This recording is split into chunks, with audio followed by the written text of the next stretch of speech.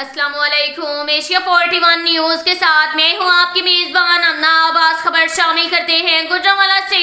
हमारे bureau chief Mohammad Naveed के मुताबिक निकाह ख्वां की लाश मिल गई। 2 रोज कबल गुजरांवाला के इलाका मक्की रोड में मुकामी मैरिज हॉल में निकाह पढ़ाने के बाद वापसी पर घर जाने के लिए गाड़ी में सवार होते हुए अचानक सीवरेज नाला में गिरकर लापता होने वाले 70 साल निकाह ख्वां कारी मोहम्मद आसिफ की नाश 2 रोज के बाद कोलूवाला सेब नाला से बरामद। वजीराबाद के रिहायशी निकाह ख्वां कारी मोहम्मद आसिफ मक्की रोड पर सीवरेज नाले में गिरकर लापता हो गए थे, जिन्हें रेस्क्यू हुक्काम ने 2 रोज बाद ढूंढ निकाला।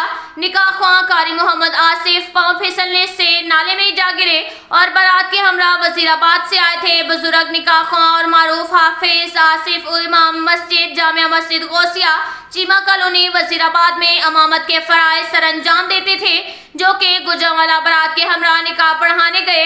निकाह पढ़ाकर वापस आने लगे तो गाड़ी में बैठते हुए पांव फिसलने से और नजर की कमजोरी के बायस अचानक सीवरेज के नाले में गिर गए और लापता हो गए।